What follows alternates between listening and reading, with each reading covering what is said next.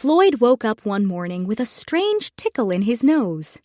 He sniffled and sniffled and sniffled some more until he felt so woozy he thought he might melt into a pile of Floyd jelly right then and there.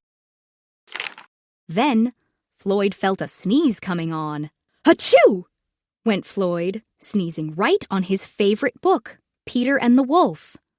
Suddenly, the book burst into a tall stack of books. "Achoo!" Floyd sneezed again. The tower of books grew even higher and came crashing down into a big heap. "Oh no! What's happening?" he howled. Floyd started, grabbing a tissue. "Achoo!" The tissue multiplied into a cloud of tissues, floating in the air. "Everything I sneeze on turns from one thing into a whole bunch of things," Floyd wailed. "If I sneeze into my elbow, I don't know how I'd ever fix having another set of arms." Floyd wasn't quite sure what to do, but whenever he had a cold, he walked to the store for medicine, so that's where he went. Every few steps he took down the road, he sneezed, turning a dandelion into a bouquet, a mouse into a dozen mice, an ant into an army of ants, a fly into a noisy swarm, and even a duck into a quacking flock that sent a flurry of feathers into the air. Just then, Floyd heard a familiar voice calling from above. It was Rolly, stuck high up in a tree. "Help!" Rolly yelled. "Help me down!" "Rolly, how did you get up there?" Floyd sniffled. "It's a long story, but it has to do with a catapult," Rolly said. Floyd was about to get help, but a fit of sneezes hit him. Floyd's sneeze landed on a rock next to his foot, and with every "achoo!"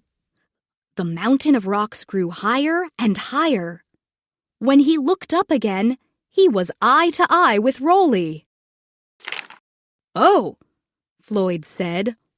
"Thanks, Floyd," Rolly said. "I didn't know you could do that. Cool."